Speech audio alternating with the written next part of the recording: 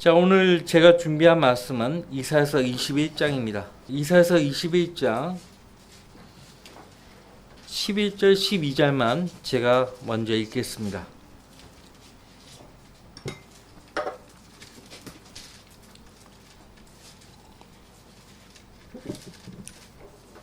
이때는 히스기야 왕 때입니다.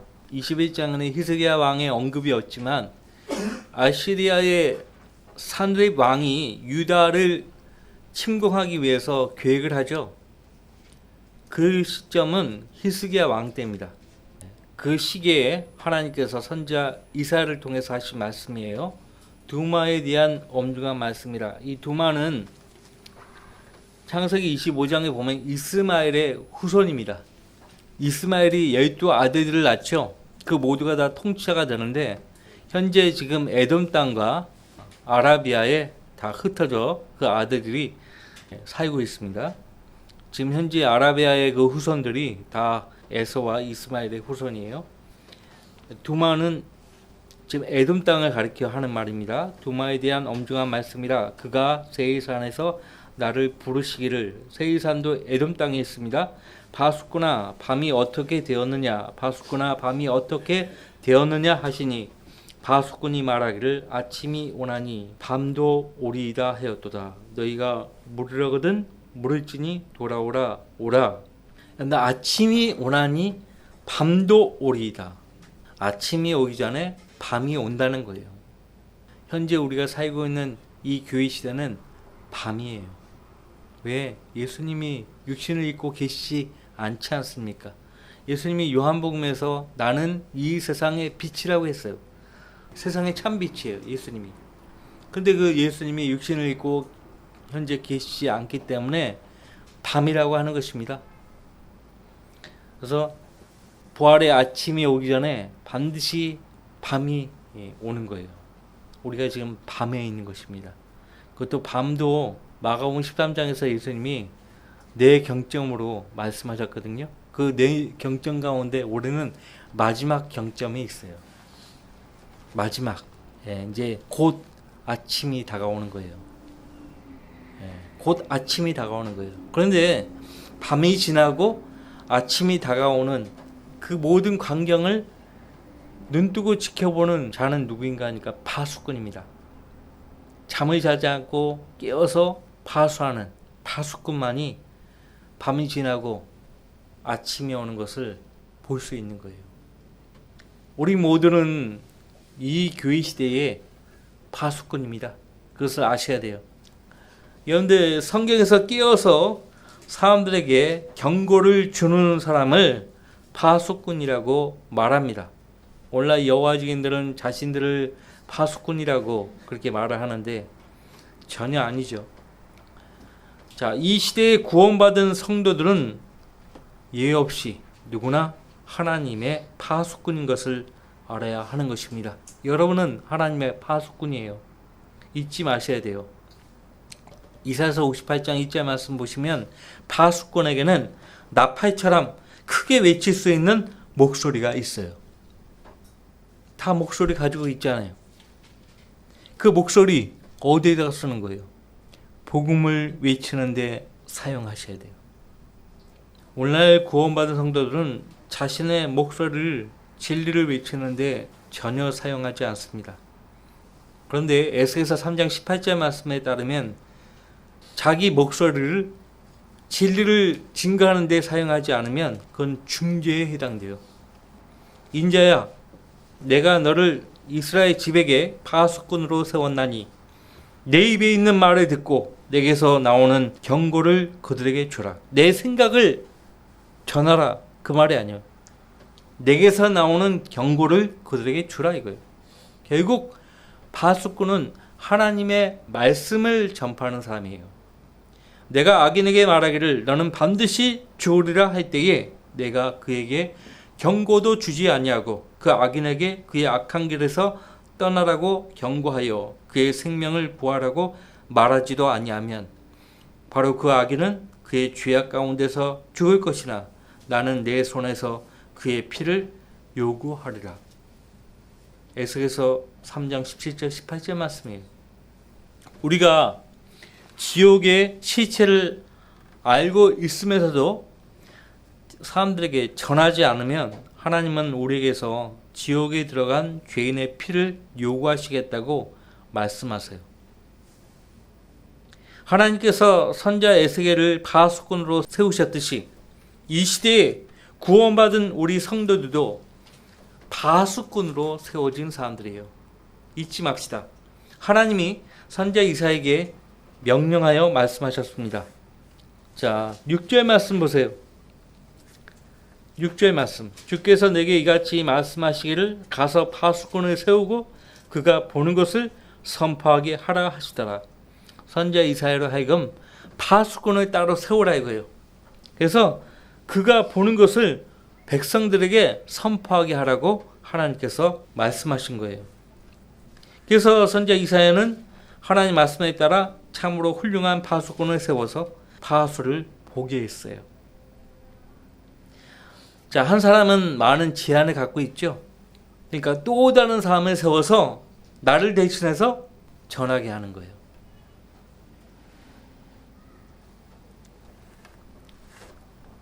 이사야뿐만 아니라 하나님께서 부르시고 세우신 모든 선지자들은 군말 없이 주께서 명령하신 대로만 행동했죠. 그들은 주님의 명령에 자기 생각들을 더하지 않았습니다. 종은 자기 주인이 시키는 대로만 일하면 주인으로부터 인정받는 거예요. 그렇죠? 이런 면에서 선지자들은 하나님의 종들로서 매우 적합했고 오늘날 우리 성도들에게도 합당한 본을 보인 것이죠. 만약 선지자 이사야가 아무 사람이나 세워가지고 파수를 보게 했다면 상황이 어떻게 되었겠습니까? 적에게 요새를 내어주지 않았겠습니까? 그래서 적에게 죽게 되든지 아니면 포로가 되든지 했을 것이에요. 자, 이사야가 어떤 사람의 파수꾼으로 세우냐는 것은 당시의 이스라엘 민족의 사활이 달려있는 아주 시급하고 중대한 일이었습니다. 본문의 상황은 히스기야 왕이 통치하던 때에 아시리아 왕 사네립이 이스라엘을 침공할 것을 하나님께서 미리 아시고 선지자 이사야에게 행할 것을 미리 지시하신 말씀이에요. 당시 아시리아도 이스라엘을 많이 괴롭혔던 민족 중에 하나였죠. 그들의 공박은 마치 사탄이 성도들을 끊임없이 비방하고 공격하는 것과 같았습니다. 아시리아의 공세로부터 이스라엘 민족을 지키는 길은 하나님께 대한 그들의 충성스러운 믿음에 달려 있었어요. 하지만 안타깝게도 그 백성들은 아시리아의 침공에 완전히 무너지고 말았습니다. 그런 내용이 열왕기하 18장에 잘 나오는데 왜 그들은 무력하게 되었는가? 그 이유를 밝힙니다. 열왕기하 18장 12절 말씀 보시면 이는 그들이 주 그들의 하나님의 음성에 복종하지 아니하고 주 그들의 하나님의 음성에 복종하지 아니하고 그의 언약과 주의 종 모세가 명한 모든 것을 범하여 그것들을 들으려 하지도 아니하고 행하려 하지도 아니하였기 때문이었더라. 하나님 말씀에 경청하려고도 하지 않고 행하려고 하지도 않은 거예요. 그러니까 하나님 말씀에는 관심이 없었던 거예요. 마음이 지금 뺏겨버린 거예요. 이 가운데 다른 데에 눈과 마음이 팔려있는 성도가 있다면 지금 하나님 앞에서 큰 죄를 범하고 있는 거예요. 반드시 징계를 받는 거예요. 하나님 말씀을 듣고 순종해야 돼요. 하나님이 가장 기뻐하는 사람은 순종하는 사람이에요. 아브라함을 하나님 부르셨을 때 히브리서 저자는 히브리서 11장에서 그가 어디로 가야 하는지도 모르고 떠났다고 했어요. 그러니까 우리가 처음 명령에 순종하잖아요. 그러면 그 다음 단계로 하나님이 인도해 주시는 거예요. 처음부터 모든 사항을 다 알게 하시는 거 아니에요.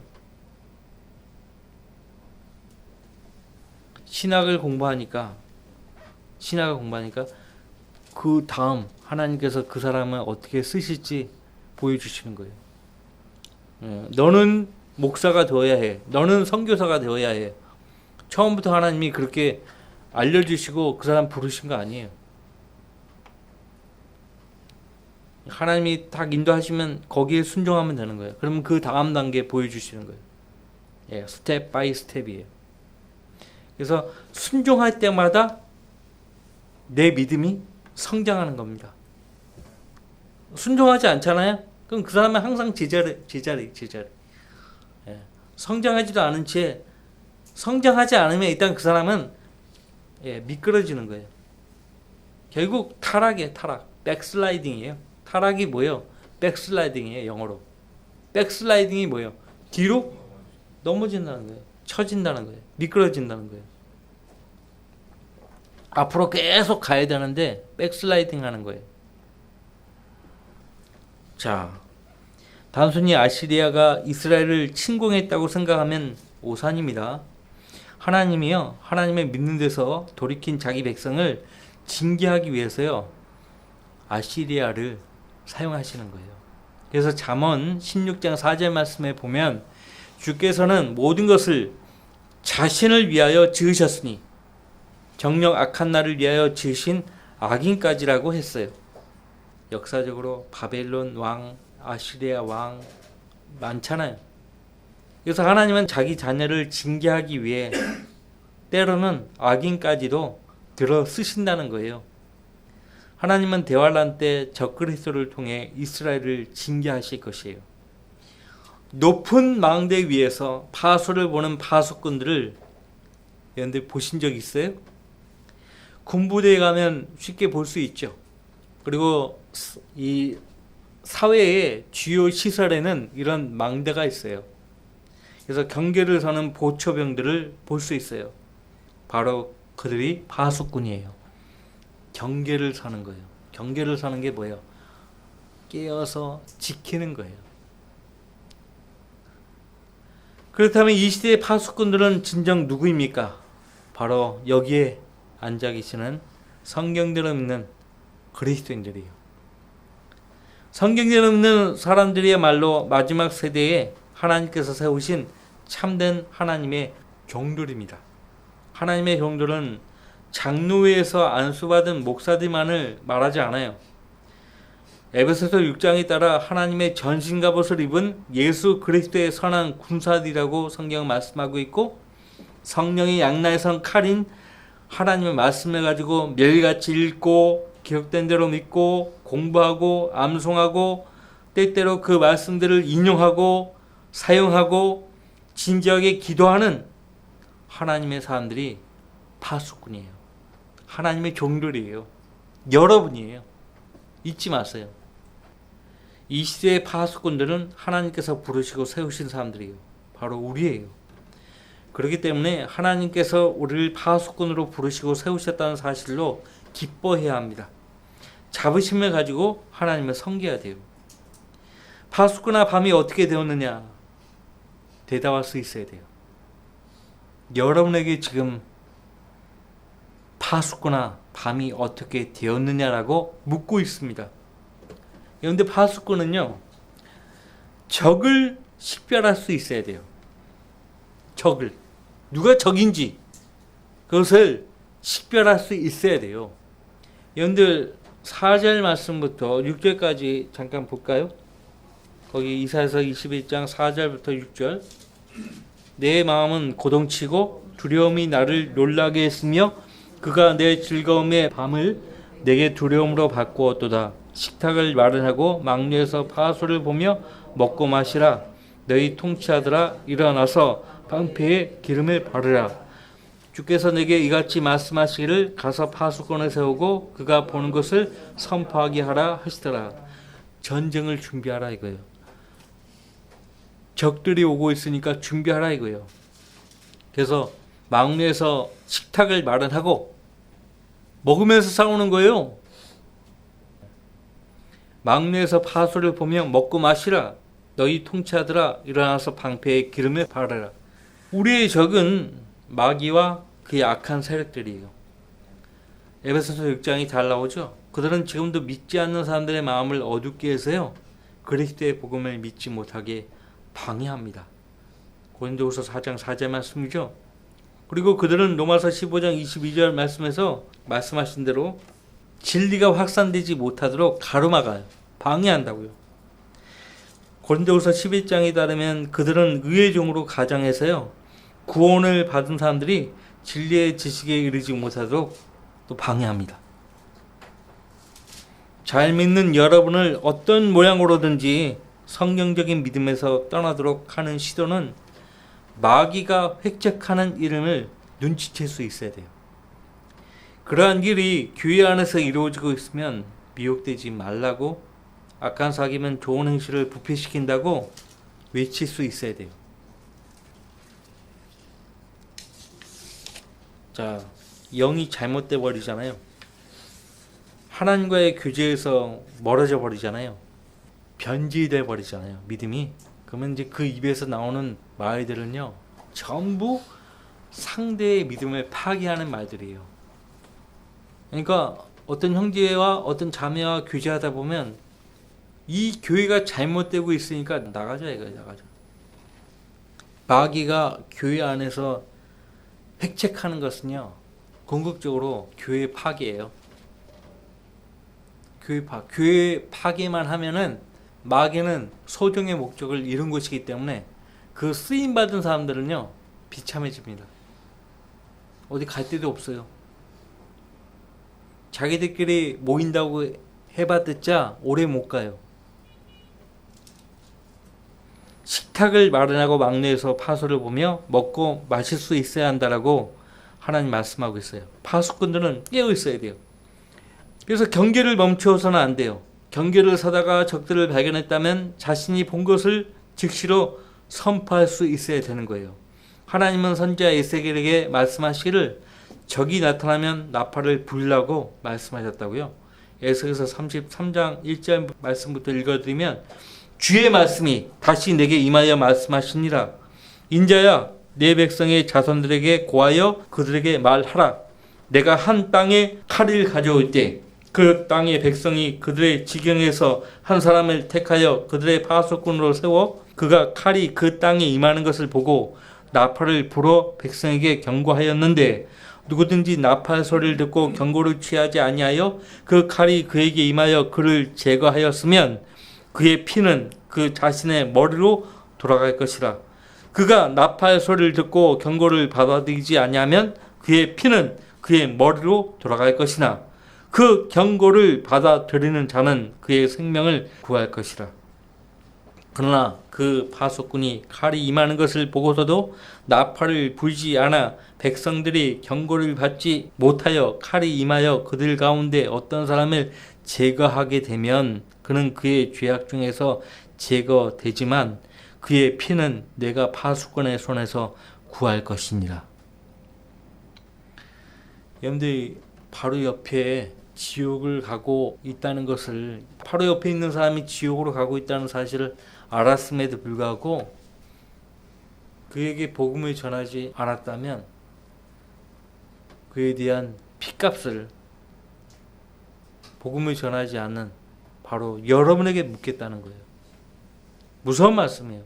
하나님은 자신이 본 것을 선포하지 않는 파수꾼들을 말 못하는 개들, 짖지 못하는 개들이라고 이사야서 56장에서 말씀하셨어요.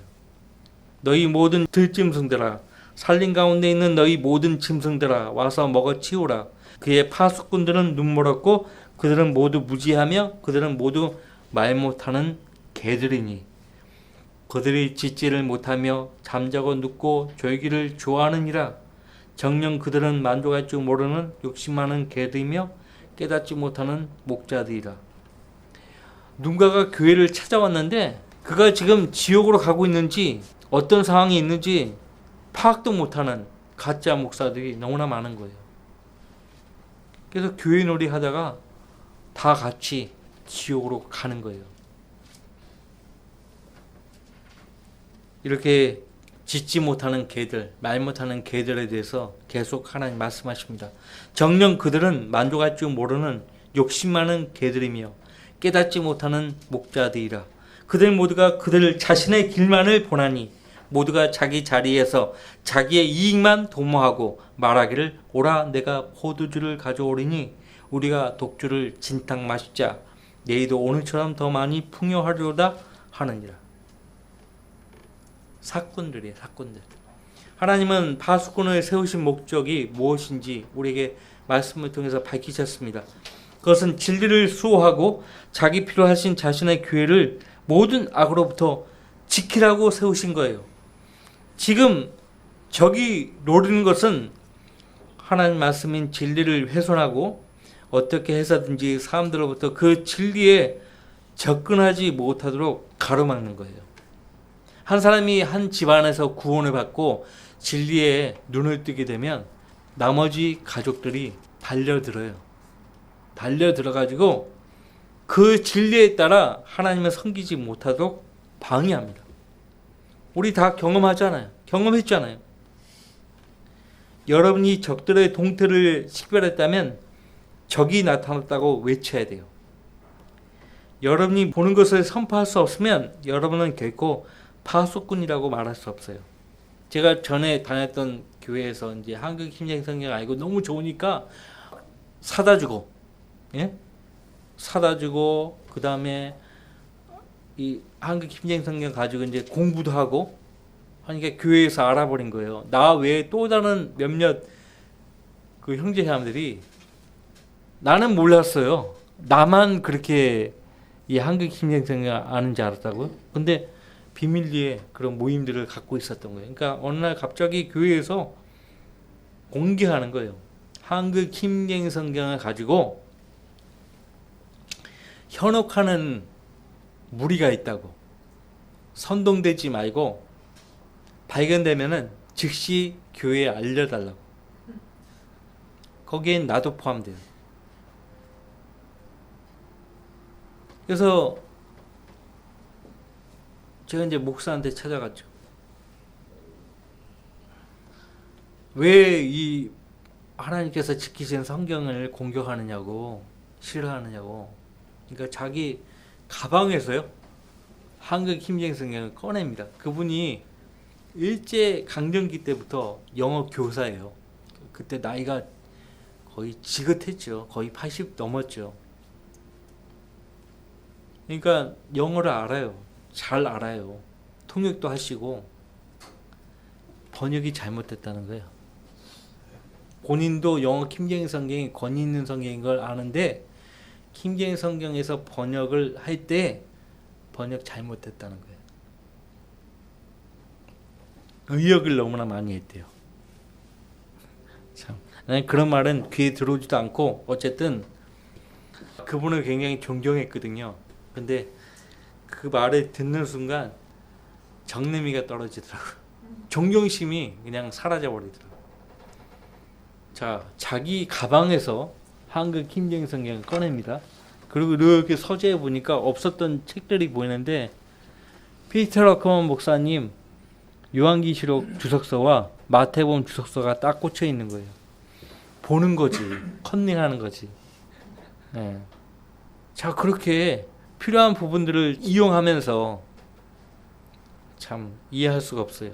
어쨌든 예수님이 하신 말씀이 떠올랐어요. 마태복음 7장. 거룩한 것을 개들에게 주지 말고 진주를 돼지들에게 던지지 말라고. 뭐라고 했어요? 그 뒤에 그들이 뒤돌아서서 밟고 공격할까 하노라. 영락없이 그들은 나를 공격했어요. 내 앞에서 하나님이 지키신 이 성경을 모욕했어요. 여러분들 뭐 똑같은 심정이에요. 누가 한국 킴제이 성경을 공격하면 여러분들 거기에서 함구하고 있으면 안 돼요. 지져야 돼요. 피터 러커먼 목사님이 나는 주의 세파트라고. 누가 주의 말씀을 공격하면 나는 그 사람을 물고 놓지 않을 거라고. 세파트가 딱 물면 놓치지 않듯이 물고 놓치지 않겠다고. 그래야 돼요. 그것이 파수꾼의 임무예요. 파수꾼아 밤이 어떻게 되었느냐. 두 번째 7절 말씀부터 10절까지의 말씀 보시면 파수꾼은 영적인 안목이 있어야 돼요. 또 주의 깊게 열심히 살피고 경청하는 귀를 가져야 되고요. 자기가 본 것을 정확하게 외칠 수 있는 바른 입을 소유해야 합니다. 거기 7절 말씀부터 보세요. 그가 한 쌍의 기병이 탄 병거와 나귀의 병거와 낙타의 병거를 보았으며 또 그가 주의 깊게 열심히 경청하고, 왜 아군일 수 있잖아요. 아군인지 적군인지 지금 식별을 하는 거예요. 부르짖기를 사자로다 내 주여, 내가 낮에 망루 위에 항상 서 있었으며 밤새도록 직무를 수행하고 있었는데 보소서 여기 한 쌍의 기병과 더불어 병거 탄 자들이 오나이다 하였더니 그가 대답하여 말하기를 바벨론이 무너졌도다 무너졌도다. 그가 바벨론 신들의 모든 조각한 형상들을 다 땅에다 부셔뜨리쳤도다 하였도다.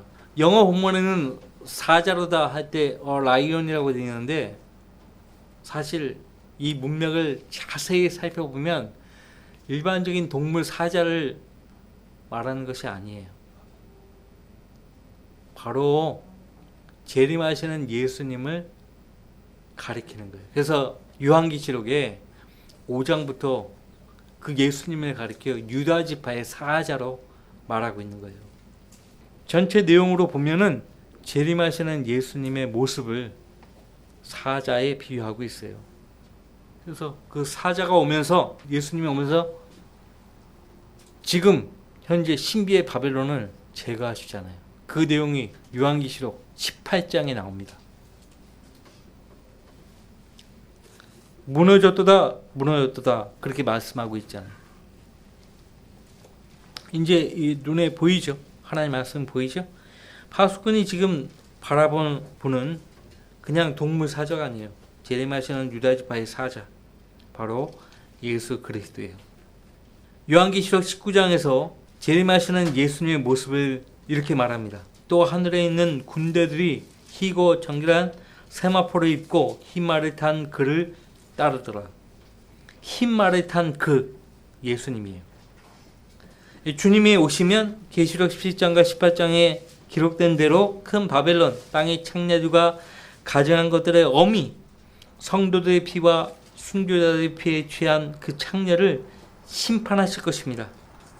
마귀가 여러분을 대하면 여러분은 어떤 존재로 대하는지 한번 살펴보세요. 우스운 존재로 대하는가, 아니면 믿음을 보고 상대하기 어려운 대적자로 보는가 이거예요. 하나님이 경고를 발하라고 세우신 파수꾼이 속게 되면 적을 아군으로 판단하고 성문을 열어주게 되는 거예요. 자기는 물론 다른 사람도 미혹에 빠지지 않게 하려고 파수꾼을 세우셨는데 오히려 미혹에 빠져가지고 모두가 파멸해버리면 그 결과는 누가 책임을 지는 것입니까? 그렇기 때문에 진리의 파수꾼들은 자기 자신을 늘 살피고 교리에 주의하는 일들을 게을리해서는 안 된다고요.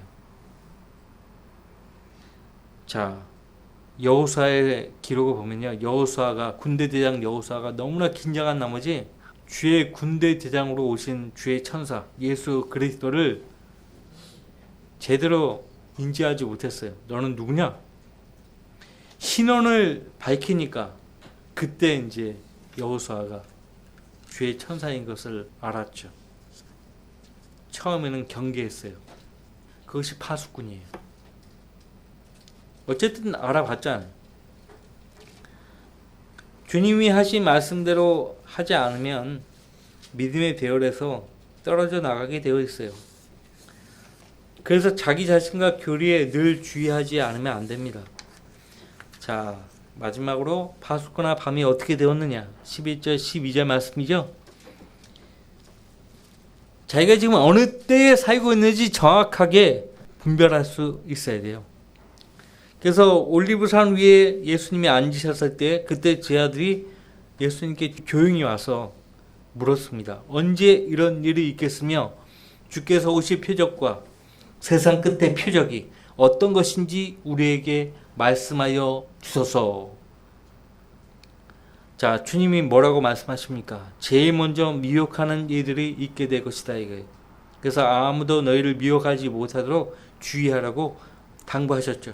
두 번째, 전쟁과 전쟁의 소문을 들을 것이나 아직 끝은 아니라고 말씀하셨죠. 지금 우크라이나와 러시아 전쟁이요 3년째 멈추지 않고 있죠. 그리고 지금 중동 전쟁이요 빨리 끝날 것 같지 않죠? 자, 예의주시해야 될 곳이 어디인가 하니까요, 바티칸입니다. 교황이 교체되는 모습을 보면 아는 거예요. 근데 그 교황이 우리가 들림받아 올라가고 나서 이루어질지 아니면 우리가 들림받기 전에 이루어질지 몰라요. 지금 교황이 갑자기 죽어버리잖아요. 그럼 누군가가 교황이 되는데 차기 교황이 어느 지역 출신인지 보면 아는 거예요. 시리아계 유대인, 반드시 시리아계 유대인이어야 합니다. 왜냐하면 예수님 당시에 시리아 지역에 크리엇이라고 하는 지역이 다윗 왕 때는 에돔 지역에 있고요. 예수님 당시에는 시리아예요, 시리아. 근데 지금은 요르단이죠, 요르단. 그 지역 출신의 유대인이 교황이 되면 이제 끝이에요, 끝. 그 교황에게 마귀가 들어가는 거예요. 유다 이스카리옷에게 마귀가 들어가서 예수님 배반했듯이 또 그 교황에게 마귀가 탁 들어가는 거예요. 왜? 사탄은 영인데 몸이 필요하거든요. 세상을 지배하려면 몸을 가지고 지배를 해야 되는데 몸이 필요하니까 교황에게 들어가는 거예요. 그 다음에 세 번째, 민족이 민족을, 나라가 나라를 대적하여 일어나겠고 기근과 역병과 지진이 여러 곳에 있을 것이니, 지금 지진이 많이 발생하고 있죠. 이 모든 것들이 고통의 시작이라고 말씀하신 거예요. 그러니까 대환란 때는 엄청난 거예요. 지금 우리 눈앞에 펼쳐지는 것은 대환란의 그냥 서막이에요. 서막이라고요. 대환란 때 일어나는 그 일들과 비교를 할 수가 없어요. 요한계시록에 나오지 않습니까? 적그리스도가 출현하죠. 그동안 전 세계를 골치 아프게 했던 정치적이고 경제적인 현안들, 그리고 종교적인 문제들을 해결해서 사람들을 미혹하여 자신을 따르게 할 것입니다. 지금 목전 앞에 온 거예요. 우리 거의 다 왔다니까요. 그 다음에 이제 종교들 간의 갈등이 있잖아요. 그런 것들을 다 적그리스도가 해결할 것이에요. 그런 뒤에 그가 거룩한 곳에 서가지고 자기를 그 자리에 앉아가지고 하나님이라고 말할 것이라고 데살로니가후서 2장에서 말했죠. 여러분들, 진리의 파수꾼이라면 단연코 시대의 흐름을 하나님 말씀에 비추어서 파악할 줄 알아야 합니다. 자, 오늘날 세상은 명확한 기준이 없죠. 저마다 자기들 옳은 대로 살아가는 세상이에요. 왜냐하면 하나님 말씀을 인정하지 않기 때문에 기준이 없어요. 기준이. 성경을 정경이라고 하는데 그 정경이 캐논이거든요. 캐논. 복사기, 프린터 이름 캐논 있잖아요. 그 캐논의 뜻이 정경이에요. 올바른 잣대입니다. 절대적인 잣대라는 의미를 가진 캐논이에요. 성경만이 세상의 모든 문제를 진단하고 정확하게 기준으로 삼을 수 있는 정확한 잣대예요. 근데 세상에는 하나님 말씀을 인정하지 않기 때문에 명확한 기준이 없지요. 진리가 없기 때문에 때를 분별할 수 없고 그들 자신마저도 옳은 것이 무엇인지조차 판단하지 못합니다. 우리는 얼마만큼 정확하게 시대를 분별하며 살아가고 있습니까? 11절, 12절 말씀 보시면 두마가 있죠. 두마. 이것은 지금 아라비아 사막 서쪽 지역인 시나이 반도 부근에 있는 지역입니다. 이스마엘의 아들이라고 했죠. 두마에 대한 엄정한 말씀이라. 그가 세이산에서 나를 부르시기에 파수꾼아 밤이 어떻게 되었느냐, 파수꾼아 밤이 어떻게 되었느냐 하시니, 파수꾼이 말하기를 아침이 오나니 밤도 오리이다. 내가 물으려거든 물을지니 돌아오라 오라. 성경에서 밤은요, 지금 우리가 사는 교회 시대를 가리킵니다. 주님께서 돌아오시면 밤새 파수를 보았던 파수꾼에게 간밤에 무슨 일이 일어났는지 물으실 것이에요. 주님이 다 아시지만 우리에게 직접 물으시는 거예요. 그때 우리는 우리가 보았던 것들을 정확하게 주님께 보고해 드려야 하는 것이에요. 성경에서요, 세이산, 두마, 보스라, 에돔 이렇게 나오면요, 전부 예수님의 재림과 연관된 지역들임을 아셔야 돼요. 민수기 24장을 펼쳐보면 왕의 대로라고 나와요. 킹스 하이웨이. 예수님이 그 대로를 가시는 거예요. 자, 주님이 실제로 지상에 재림하실 때에는 에돔 땅에 있는 세이산을 지나 보스라를 거쳐 예루살렘에 입성하실 것이에요. 성경은 알려고 하지 않으면 한없이 모르게 되어 있어요. 모르면 아는 사람에게 찾아가서 물어야 합니다. 알려고 하지 않으면 그는 하나님의 신비들을 맡은 선한 청직이라고 볼 수 없어요. 마태복음 24장 42절 말씀에서 주님은 그러므로 깨어있으라. 어떤 시간에 너희 주께서 오실는지 너희가 알지 못하기 때문이라. 그래서 이 마지막 때에 살아가는 모든 하나님의 파수꾼들은 언제 오실지 우리는 알 수 없지만은 지금 주님 오신다라고 알고서 주님 맞이할 준비를 하며 깨어 있어야 돼요. 마가복음 13장 35절 말씀에 보시면 교회 시대는 대경점들로 나누어진 밤에 비유되고 있어요. 그러므로 깨어 있으라. 그 집주인이 언제 올는지, 저녁일는지, 밤중일는지, 닭이 울 때일는지, 아니면 아침일는지 너희가 모르기 때문이라.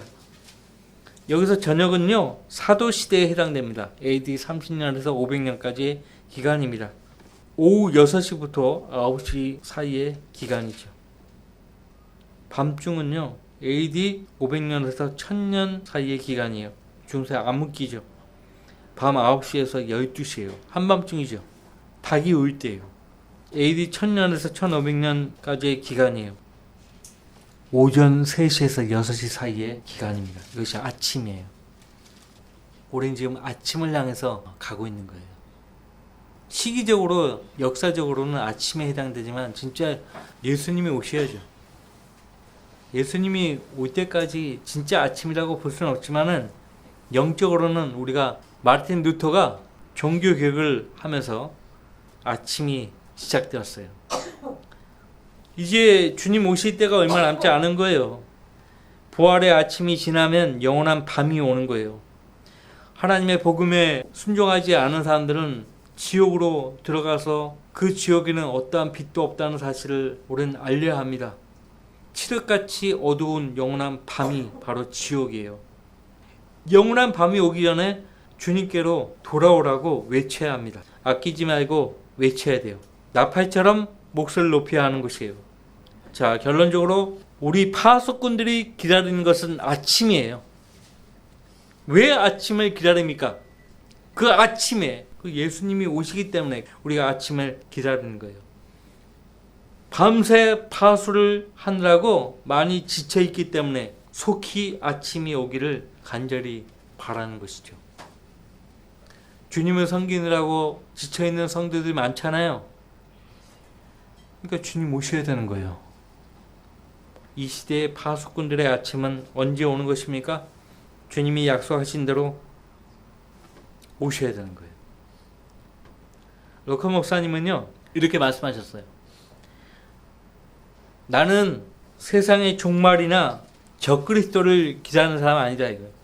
부활한 로마 제국도 아마겟돈 전쟁도 마지막 심판을 기다리는 것이 아니라 나를 사랑하셔서 나를 위해 대신 죽으신, 그리고 나를 데리러 오실 내 구주 예수 그리스도를 기다리고 있을 뿐이라고 말씀하셨어요. 우리는 적그리스도를 기다리는 사람들 아니고 대환란을 기다리는 사람들 아니에요. 예수님을 기다리는 사람들이에요. 우린 그분의 신부거든요. 신부는 신랑이 오기만을 간절히 기다립니다. 주님 오셔야 하는 거예요. 바로 지금이 우리가 구원받은 때보다 더 가까웠다. 그렇게 사도 바울이 로마서 13장에서 말했습니다. 우리가 처음 예수님을 구주로 믿고 구원받은 그때보다 우리 몸의 구속이 더 가까웠다는 거예요. 바로 지금이라는 거예요. 지금 주님 맞이할 준비를 하고 살라는 것입니다. 영적으로 깨어있지 않은 성도가 있습니까? 그건 주님께 죄를 지은 거예요. 죄를 짓고 사는 거예요. 자신의 소임을 잊어버리고 사는 것이에요. 영적으로는 우리 모두가 다 파수꾼이에요. 그걸 잊으면 안 돼요. 파수꾼이기 때문에 다가올 죄의 진노, 영원한 지옥의 파멸, 영원한 형벌로부터 사람들을 만나면 피하라고 외쳐야 돼요.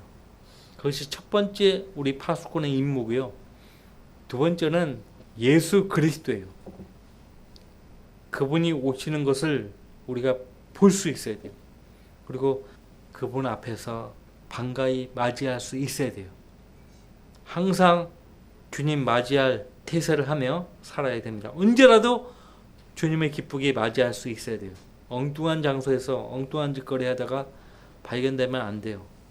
수치 가운데서 발견되는 여러분이 되지 않기를 바랍니다. 자, 다 같이 기도합시다.